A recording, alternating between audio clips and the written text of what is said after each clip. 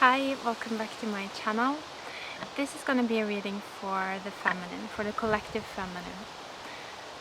There has been a lot of shifts to the feminine energies over the past weeks. It's been kind of crazy actually. But let me try to explain a little bit of what's happened. In the past, it's almost like the main energy within the feminine has been the divine feminine. You know, it's like there has been this incredible flow of gifts I'm hearing. Just the divine feminine has been kind of feeding everything that has been open to receiving from her. And so if we've been kind of prioritizing that in our lives, you know, opening up and receiving and being guided and really connecting deeply to our feminine energies, then we have been through a period of a lot of internal growth, is what I'm feeling, what I'm seeing. But now there has been this shift, and the divine feminine, it's almost like she has split into two. There is this lower aspect, this denser aspect, and there is this higher aspect. So the denser aspect,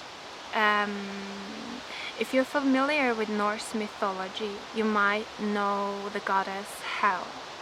This is what that denser aspect really reminds me of. It's like Hel is the feminine counterpart to the masculine Hel.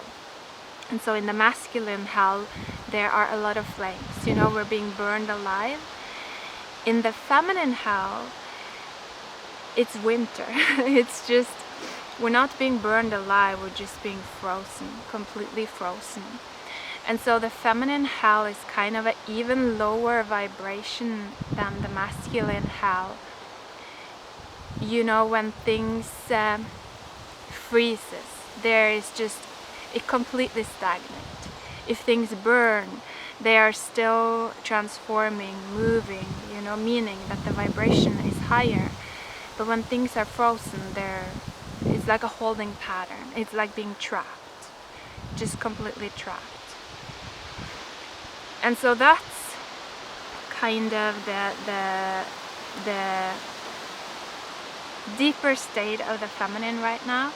But then there is also this higher state, which it feels like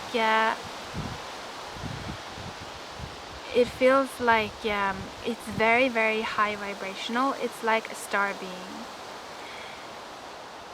and it's our star power as a individual is what I'm getting. And so again, most people, if we look at it, or if I look at it through the astral, I can see that their energetic fields are in a sense too dense and too you know, they're just not open to this type of energy, because this type of energy is very subtle, it's very gentle, it's like a whisper of a whisper, you know.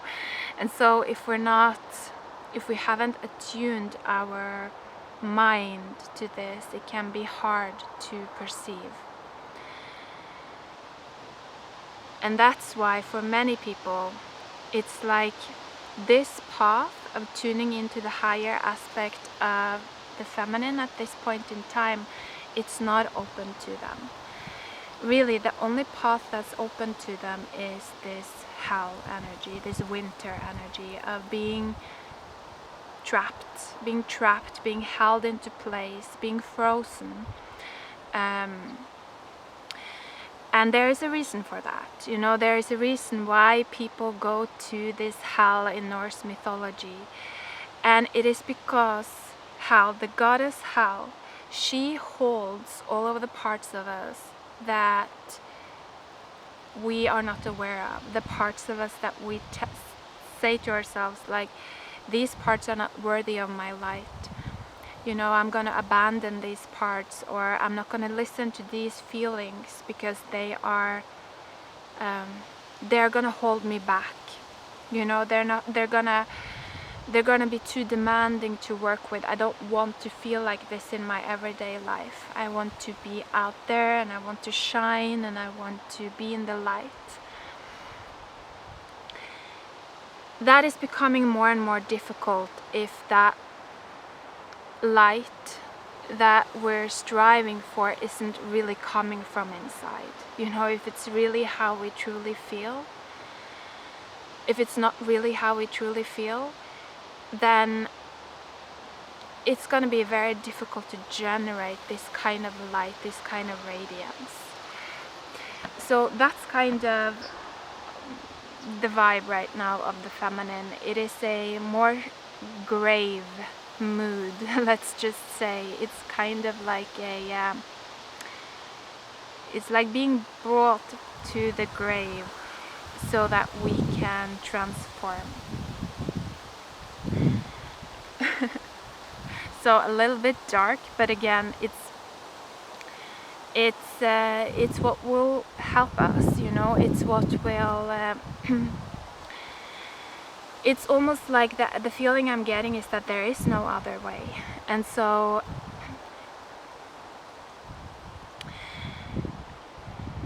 I'm feeling a lot of fear here. So I also want to mention that if you feel a lot of fear in regards to this, you know, if these messages makes you feel fear, it's kind of your body telling you that your mind isn't aware of these timelines.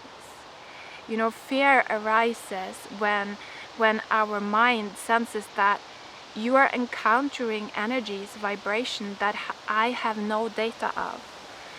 And so it says, slow down, slow down, slow down, because you don't know now what you are moving into. And so the feeling of fear, it's really just saying, slow down, you know, observe, learn, expand your mind. It's your mind begging you to gather more data before you make any decisions. So don't be afraid if you fear. It's just an opportunity for you to become wiser, really, at this point in time. And if that's what you're willing to do, like if that's what you're calling into yourself, wisdom, you are amongst the lucky ones. I'm gonna say that much, you know, because you will be given then a lot of energy to learn. It's really the time for it. So in many ways, if you feel fear at this point in time, it is a blessing. It's telling you that yes, you are indeed lucky.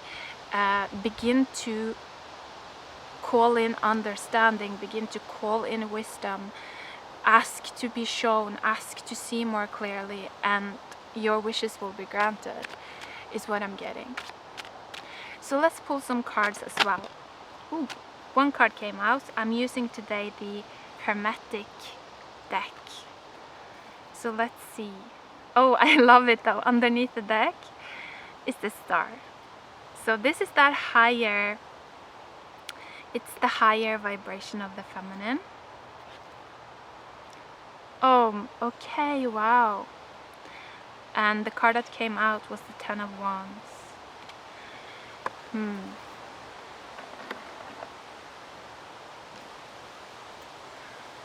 Yes, okay. So it's also a bit more complicated than I said when I spoke about the, you know, I spoke about the division of the feminine, that goddess Hel, and then this star force power. What is actually preventing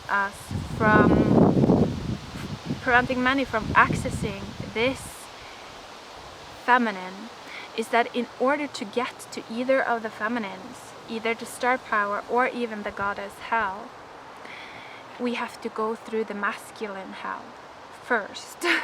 We have to go through the masculine version of Hel first.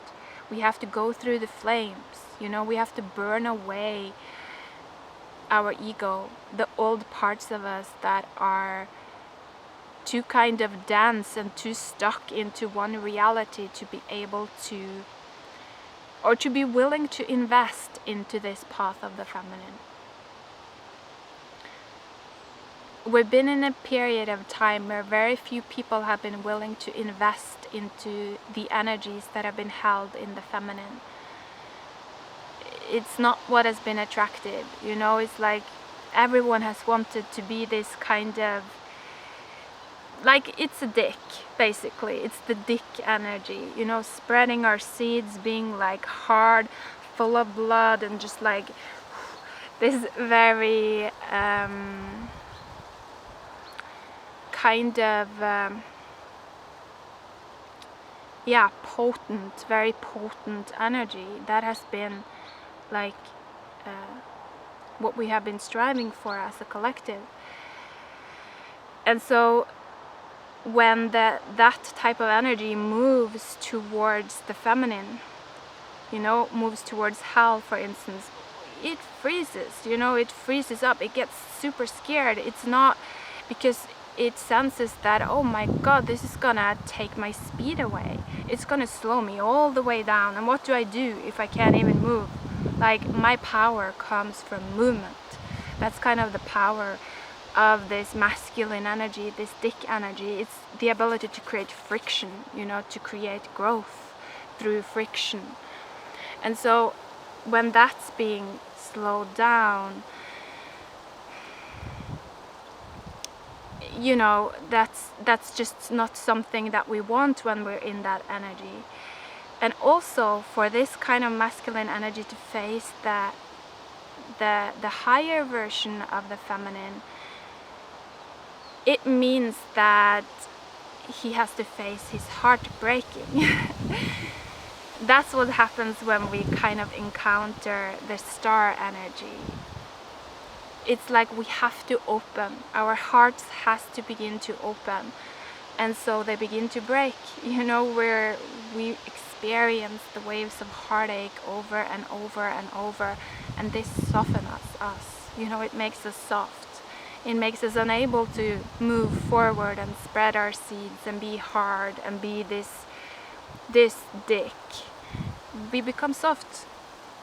And so that's why it's like collectively there has been very little investment into the energy of the feminine. But now it's almost like it's getting more and more difficult to sustain this hardness, because you know, it's starting to catch fire, it's starting to burn. It's the external world, these external systems that are created based on this creating growth through friction and through speed and through movement. These systems are starting to burn. And so now it's kind of like a little bit of a choice point. It's almost as if we collectively aren't choosing to go towards the feminine now, it's like we're gonna manifest these energies into our external reality. But it's not necessary.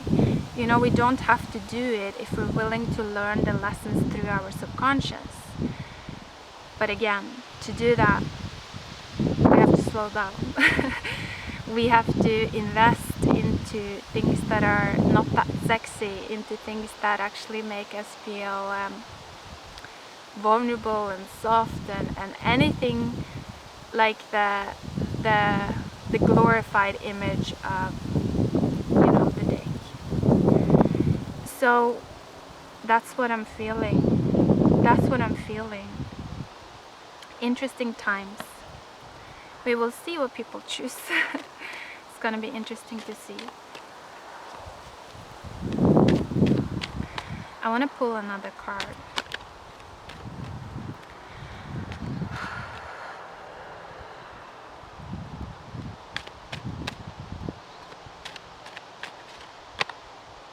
Eight of Cups. Oh wow, that is so, yes. The Eight of Cups. Another thing that I didn't mention about hell, the feminine version of hell, is that, or did I? I don't remember now, so sorry if I repeat myself. But in hell, the goddess Hel, she holds all of our abandoned children. You know, it's like she holds the part of us that, the parts of us that we abandoned, you know, that we didn't want to look at, the feelings that we don't want to feel because they don't match with this energy of the dick, you know, creating growth through friction and speed. And so we abandon them. But these abandoned children, these are the star seeds, you know, these are the potentials for the new time. And so that's why we actually have to go back down to hell to meet with these children, to face the goddess and to say, no, I take ownership of this. This is my child. You know, this is my energy, and I will hold it close. I will like hold it and warm it until it starts to defrost and grow. And so that's what I'm getting with this Eight of Cups. It's like Lord of abandoned success. You might be feeling that that inside your subconscious there are parts of you that are coming to the surface now, you know, memories from like when you were really young coming up, awakening. It's almost like they're being unlocked. Alternatively, you might just be feeling their feelings, you know, the feeling that they felt when they were abandoned. And so be careful with pushing that out of your consciousness, I would say. Because then you're kind of saying like, no, I need this to manifest in my external reality for me to look at this, you know. It's like the more we can be sensitive right now to our own feelings, and the more we can kind of accept these challenging feelings, these lower vibrations, you know, look into them. Who are they connected to? And really understand them, the more we are unlocking our potentials. And the easier of a ride it's like we're gonna have once the collective goes into this. First the masculine version of hell, and then the feminine version of hell. And so it's not possible, it's not necessary for us to manifest this collectively, but it's like we have to choose to learn about these things then, and then we won't have to manifest it collectively. So also underneath the deck was the Nine of Swords. And it says Lord of Despair and Cruelty. Don't be so quick to chase these energies away. I mean, don't bow down to them, don't like accept them as your Lord, but observe them and ask, why are you here? What are you teaching me? What are you showing me? Ask your higher self, please show me, why is this energy here? What am I missing? And you will expand your mind. You will expand your power, is what I'm getting. So I'm gonna end it there, guys. I hope that you're doing good. Take care, and I'll see you soon. Bye.